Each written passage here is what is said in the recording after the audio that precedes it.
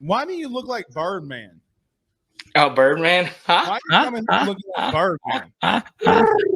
What happened to that boy? Woo-wee. I love it, man.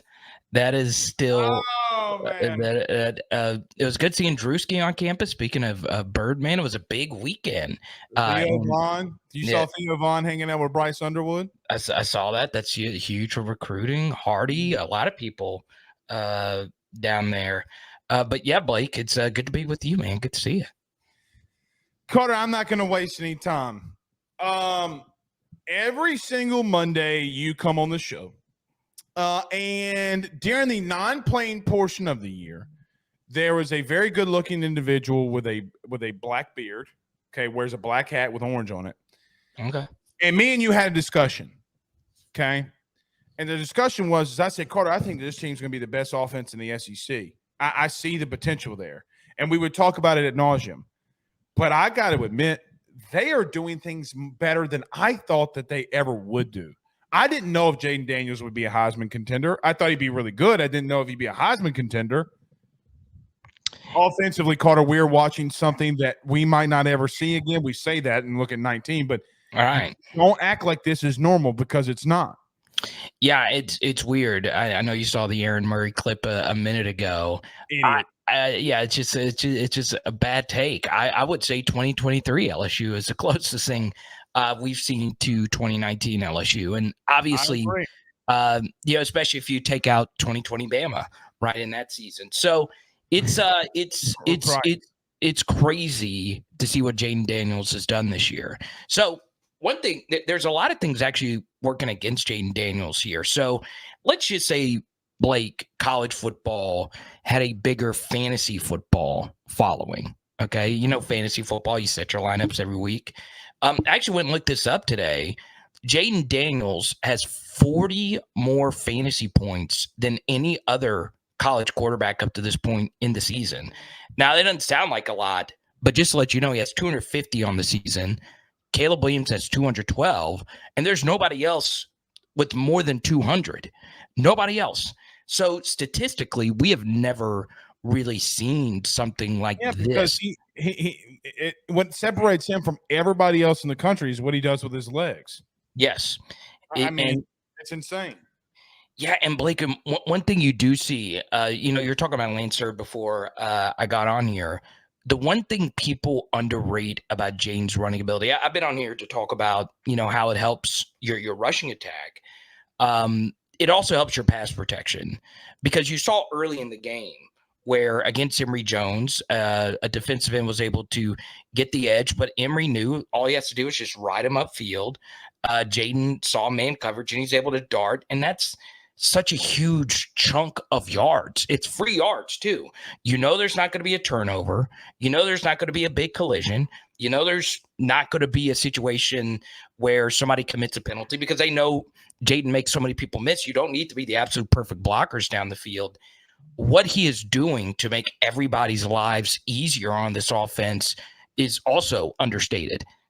And on top of that, it's not as if they need Jayden's help either, because everybody individually is playing at such a high level. One of your players, Garrett Dellinger's having an amazing season this year. So it's amazing how well all these guys have been helping each other out, and it does show up when you rewatch these games.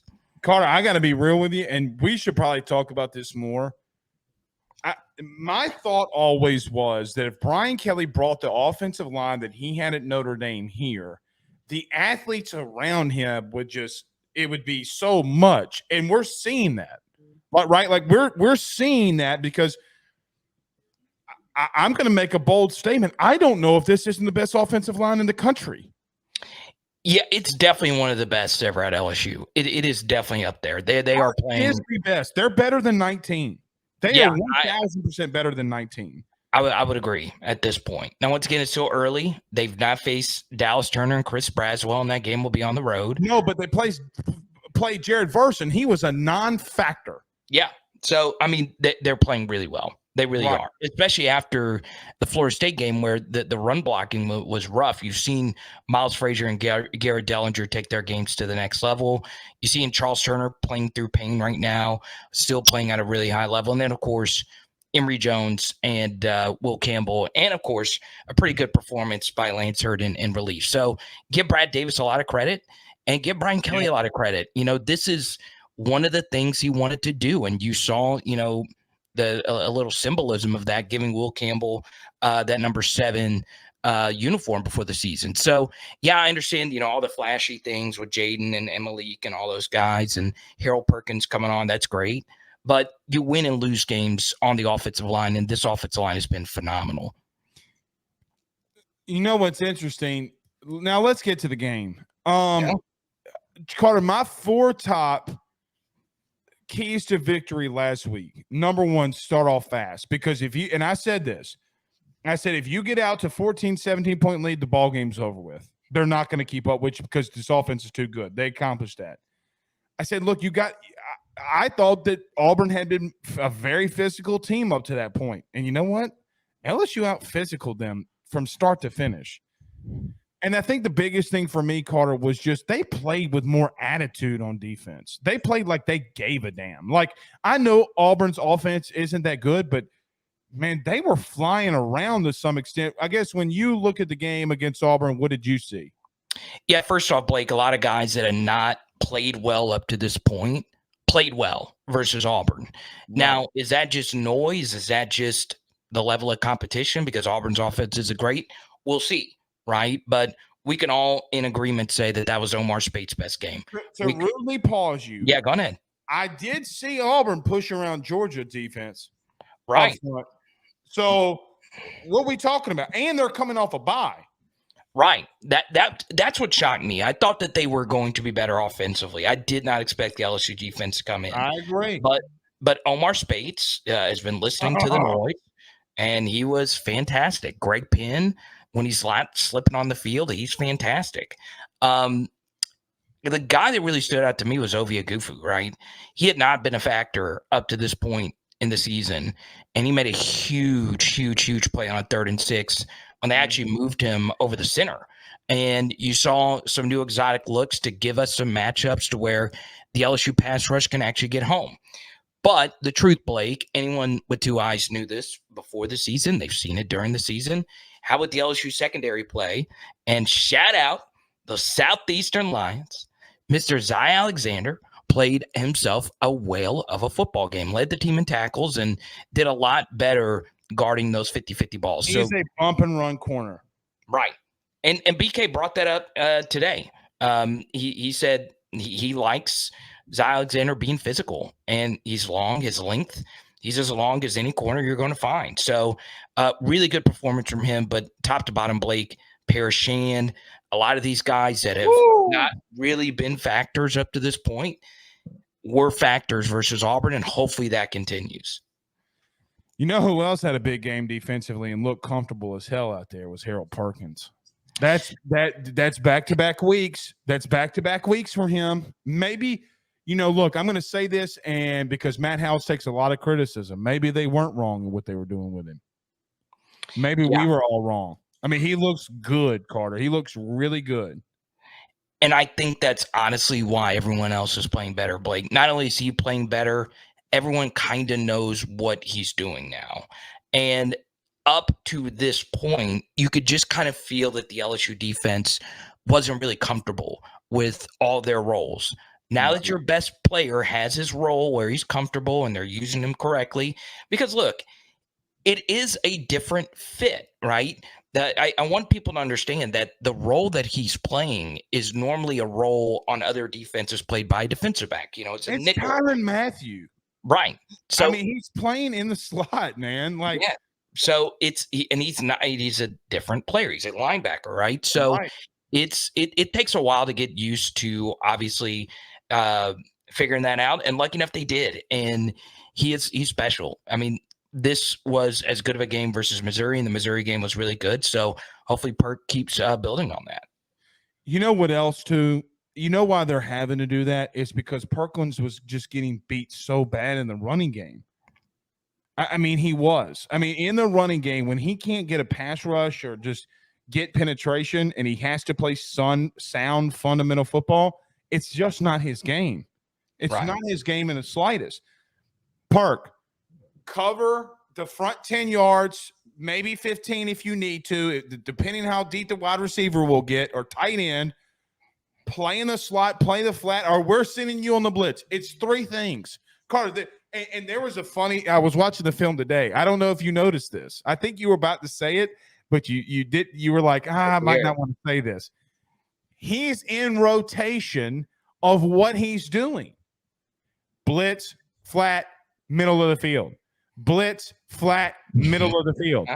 They came out in halftime and reversed it, and he got the sack on Robbie Ashford, because that's the reason that they slid the line that way. It was like, all right, well, he's been coming on every third play, pause, but he's been blitzing every third play, and he's not going to do it again. And they came after him, pause again, and he got the sack. So I'm actually going to do a 180 on you here, Blake. Okay. I do. So we have a bunch of bleed over viewers, listeners. I did on Power Hour SEC. I did do a full film study on the Arkansas-Alabama game. And one thing, okay, I know we got to focus on Army, but I do want to bring up one very simple thing about that game is Alabama's offensive line could not block Landon Jackson. If you watch that game and you had never watched Landon Jackson before, you would have thought he's the top 10 pick.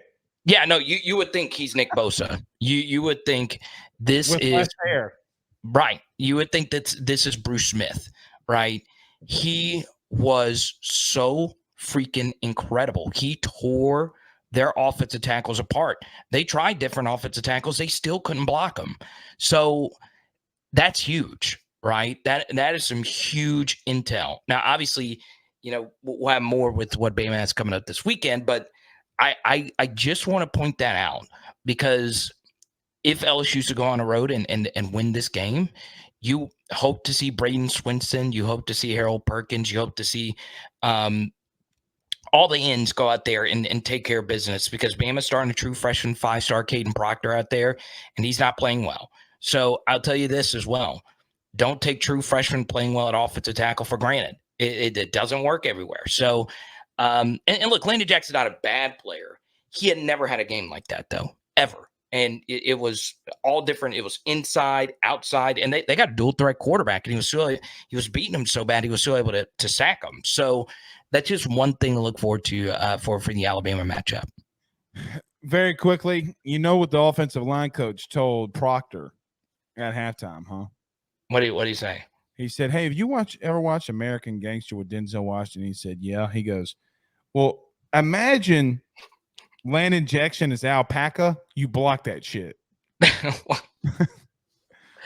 Oh my God! $40,000 alpaca. You block that shit. And he couldn't do it. I thought you would have picked a better Denzel film than American Gangster. There's so many. You do this to me. Like that one. No, Denzel's okay. my favorite. I just it doesn't matter what movie he does, I will be in attendance watching it. Let's go. You know what else against Auburn? And I want your thought. Two things. Number one, not Emory Jones. John Emery's got to wait for Mason Taylor to catch up to him so he can block that guy so he can score. That's number one. Okay. Number two, buddy, I don't know. I give Caleb if this game this weekend against Army goes the way that I think everybody feels. Now you got to take them serious, and we'll talk about this in just a minute. If the game goes the way that you think it is, what? To me? No, I don't know. I kind of want to get in a Denzel debate, but no. I want to hear the Caleb Jackson thing. No, I'm interested. Go ahead. Well, you already knew it was Caleb Jackson. See, I didn't even have to say anything. You already knew where I was going. Okay, keep going. But it's it. It's Caleb Jackson. I mean, at some point, you're going to have to start handing him the football. You're going to have to start getting him. I don't mean this in a wrong way. I don't want to see John Emery running in between the tackles. I want to see Caleb Jackson, because I know that. I know the philosophy of what they're trying to do. When John's in the game, you have no idea what they're going to do. When Caleb comes in, you have a pretty damn good idea that they're about to run the football. So, and I get that. But this week, and I thought it was excellent by Mike Denbrock. I know Mike was doing this shit. He goes, "Hey man, Take Logan Diggs out. Let's put Jackson in on that pop pass so Bama sees it in a couple weeks. Let's go. They got to get him more touches in between the tackles, Carter. They have to. Yeah, we're both big Caleb Jackson fans. I think we had 2 different shows where we're banging the drum for him. He's so great. Athletically, he's already the best athlete at running back for LSU. Now, he's not the best running back. That's Logan. But you're right. I mean, Caleb needs more touches. We saw the kickoff return where, number 13 for Auburn made a really good business decision, not trying to get in front of that freight train. And it's just ridiculous what he's doing right now with the football in his hands. Now, you do make a good point. John is the better receiver out of the backfield. And, Caleb did have that drop versus Ole Miss. So that's probably a big justification as to why, John's. Well, I mean, if we're being honest, John's dropped a lot of things. I agree. I will tell you this. Grades included. Of the 4 running backs, John was the 4th highest grade for me in this last game. So look, he had a good game. He took the yards that were needed. But it's clear Caleb Jackson is a true talent. Now, here's the truth. It might not matter, Blake, because if the offensive line continues to play at the level it's playing and Jayden continues to play at the level he's playing, there's a lot of people that can run back there. Right. So as long as Logan is nitpicking. You're right. I'm nitpicking. Right. But I will say this, right? I did like what I saw from Josh Williams, right? The blitz pickup, the getting the 2 tutties. He's just a guy that I like a lot. He's been a good teammate. He was the biggest guy on the sideline celebrating for Caleb Jackson on pretty much everything he's done. So outside of Frank Wilson, running a 4.5 40. Yeah, you see Frank Wilson, he was running his ass off that sideline. Boy, he was picking up and putting him down. I may or may not have sent out a text and said that, look, Deion can't keep up with that now. No, he can't. 7-toe Deion can't run that fast no more. I love it. But yeah, Caleb playing really well. But Blake, I do want to mention Kyren Lacy really quickly, right? Okay. All right. I was going to go there. I was going to save him for last. One take I had really quickly. Yeah. Because I wanted to finish offense with Kyren Lacy. This is how Bama was beating you. Listen to this. Emory Jones goes out. Lance Hurd, brother. I watched him. Look, he made some mistakes, okay? And I can't mistake that he or overlook that he made some mistakes in pass pro. Okay, he did. He was a little late on some things. Okay. But brother, when my man gets a hold of you in trouble. Do you hear me? He was Carter. There was one play, him and Miles Frazier. Okay, they rolled off on a blitz, and he had to pass off the DN. And Lance Hurd destroys the DN, gets him on the ground. Okay, well, Miles Frazier's looking around, and he just kind of looks at the ground. He looks up, and I can tell that he said, God damn. Okay? Look, that's how Bama would beat you, because a 5-star goes out, a 5-star comes in. Lance Hurd looked good, bud. He looked really good. Yeah, I mean, like you mentioned, there are some things that pop up, but I mean, he's a true freshman, right? I thought this was a really good case scenario for LSU, right? The Emory Jones situation doesn't look to be too serious, and this also showed what Lance is capable of. He did play well. So to your point, he is a monster out there, just an amazing athletic marvel. And obviously, when he gets more game reps and gets in an overall better game shape and mentality, he is going to be one of the best offensive tackles to play at LSU. So very excited to see Lance, especially I got to interview him one-on-one earlier this offseason, Blake. Yeah. And he is unlike any offensive lineman I've ever seen. Just his build is just different, and you could see it. I mean, he towers over guys that are 23, 24, 25 years old. It's amazing to see. In the second half, I know Ron Roberts, okay? I've been around Ron Roberts. He was the head coach at Southeastern. I know what he did in the second half. I could name the play call off to you if you want it, okay? I was around this program a lot, heard him call plays. I know the way that he thinks. Second half, he said, I'm taking away Malik and I'm taking away BTJ. Jayden, you got to find somebody else. And he found him. If he can hold on to the football, Kyren Lacy's electric with the ball in his hands now. What'd you think of him? Yeah, so first thing, Blake, is the blocking has always been there. That's that why. Malik touchdown, okay, the Malik touchdown on the flat, he murdered a dude. That was crazy. That is crazy. Dude can play, man. He can play. If he can catch it, he can play. Yeah, and it's ironic you bring up Lance Hurd. So, and the Caleb Jackson pop pass. So on that play in particular, the defensive end Lance was supposed to block backed out. It was a simulated pressure. That's right. So there was no way Lance could have blocked him because he was bailing out. So that end had an angle on Caleb Jackson to make the tackle. Kyren Lacy saw that and actually stuck his butt out. I've never seen it. Was a Hines Ward level block, and that football IQ is just insane. Now I can't say 1,000% that was intentional, but I gave him credit for it because it looked like it. He is so. I mean, what was he doing on the field if it wasn't? If it wasn't intentional, he was twerking. What was he twerking? I don't know. I was like, that is.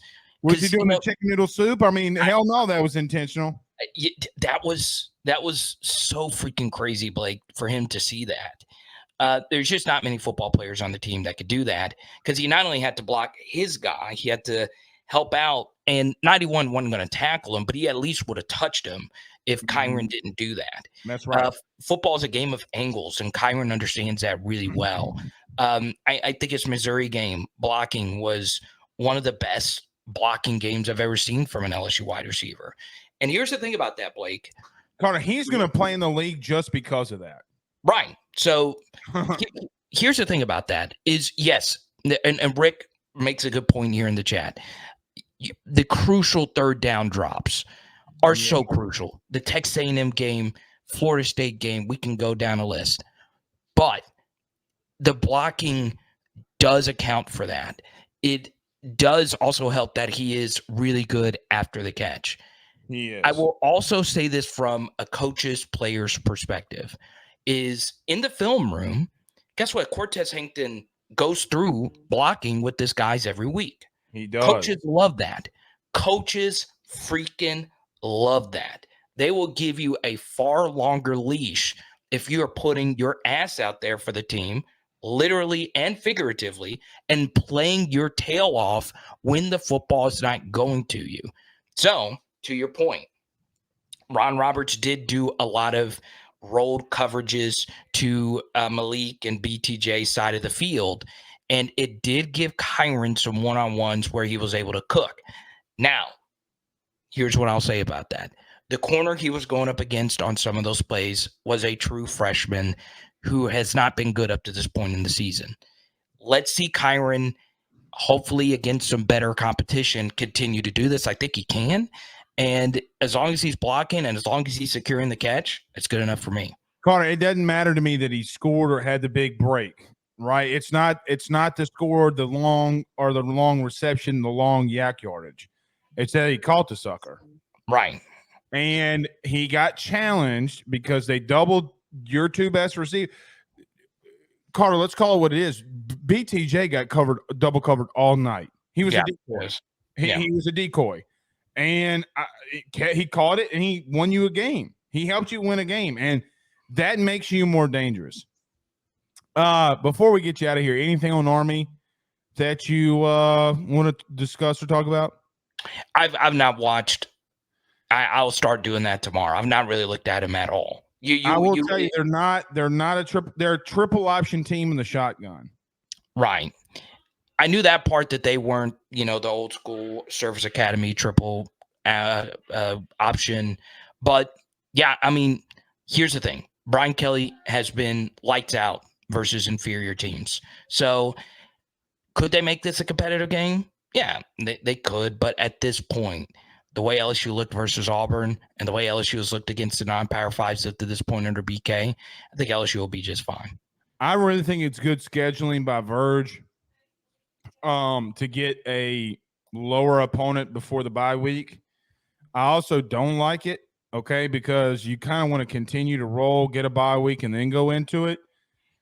But look, I still want to see some more of these other guys. I still think you need some rest. And Bama's offense is going to continue to be if you were facing 2019 Alabama's offense or 2020s or shit, even 21 or 22s, I would be a little bit like, man, we probably should have played somebody to kind of stay up. You know, you get you don't want to have that long of a lull, if you will. But Bama offensively is not going to go anywhere, and so they can't. I mean, it's deep pass or run, and they ran for 20-something yards on A&M. Let me ask you the big elephant in the room, pun intended. Carter, I mean, we hold our destiny here. We hold our destiny for LSU here. The ultimate question is, can we do it? Because I think, look, actually, two more questions. I got one more after this. Yeah, let's do it. I hear that there's some really bad shit going on at A&M. I hear that locker room is more fractured than if the Hulk sits down on a lawn chair. That thing is fractured. Okay, so I mean, I hear it's busted up. Guys not getting paid, a bunch of craziness. I mean, look, man, you can win it again. Yeah. So the first thing about this, Blake, is you do need Ole Miss to lose again versus an SEC team. Georgia's going to smack that ass. You believe that? Yeah, Georgia's going to smack that ass. So because Kirby's going to double down. Kirby's going to double down now that Bowers is out. So you think Georgia's could potentially hit another gear now that Brock is out? Can I be real with you? Let's hear it. Yeah, I think they are. Because you know why? You know what? Can I tell you why? What's that? Because I saw him do it without him. Versus Vandy? Well, no, because if you really want to be real, in other games, teams have taken him away. He ain't going to be out 4 weeks. Yeah, I can promise you that right now. If Tua can come back in 2, he ain't going to be out 4 weeks. Yeah, he's a cyborg, so I wouldn't put it past him. So on Texas A&M, that is a very good football team. That is not coached well at all. I think the fourth down call, and you should be very excited at LSU that you have a coach that is willing to be aggressive on fourth down. That 4th and 1 decision to punt versus Alabama was one of the most frustrating things I've ever seen. Now, on the SEC channel and on here, I said the 2 worst coaches in the SEC were Mark Stoops and Jimbo Fisher last year. Mark Stoops just doesn't have the talent. Didn't you hear him? Yeah, I know, and it's the same story every year. They were the 2 worst coaches in the SEC last year. They were the 2 coaches that fell under expectations more than anyone else. The same thing is happening this year. And Jimbo is just not a good head coach anymore. He's just not. The offense, you've seen more explosives. You saw, obviously, Max just fell apart this last weekend versus Tennessee. It wasn't good, but it's the second straight year. Corner. I don't know if Tennessee defensively is just not really good. They could be. They had a lot of continuity with their defense coordinator coming back. That D-line's serious now. But to the point here, going back to your initial point about the LSU offensive line, I will tell you this. I have been shocked at how bad some of these West offensive lines have been. So don't take LSU having an elite offensive line for granted. Arkansas has probably fielded the worst SEC offensive line I think I've ever seen. Texas A&M's is so unbelievably bad. Mississippi State's is really bad too. They're in shambles, and obviously I mentioned Alabama's offensive line struggling. So that could be the difference, Blake, for LSU to run the table here. Last thing. Big recruiting weekend. Ooh, cooking, baby, cooking. It's good, man. Terry Bussey just tweeted out side-eye emojis. Ooh. Wait, the 5-star athlete Terry Bussey? Yeah, and you know what else? LSU's in the top 6 in recruiting. They do need to get some more interior defensive linemen. This class is not complete without them. I think they can do it in the portal. I think they are going to do it in the portal. I'm not worried about it. Sean Washington. Maybe. I found it interesting that the Antonio Alfano kid got an offer from LSU. I'm staying away from that. That I would. That is a crazy. I'm staying away from that. Yeah, it's a crazy story. But what I will tell you, Blake, is you are right. And Bryce Underwood, Corey Moore. Corey Moore was recruiting his ass off this weekend. Just want to let you know. Right. I do want to mention one thing. Okay, so Caleb Jackson's one of my favorite LSU running backs that they have ever brought in. But I did get a very interesting message from a talent evaluator who I trust, right? And he is so high on Jayden Durham. He's like, Carter, I think this is one of the most athletic running backs. He's a bulldog, dude. Like he just gonna tell you how it is. He was like, Carter, I know there's a lot of focus on some of the other guys, but Jayden Durham is that dude. And it is kind of crazy because, you have DeCorian Moore, he's a 5-star receiver, and you have, Colin Simmons. But, I mean, the leader of that team is that Duncanville team has been Jayden, take it to the house, Durham. So, in many ways, he might be a little underrated. I see him more of like a top 50 recruit. He's at 150, but he could play.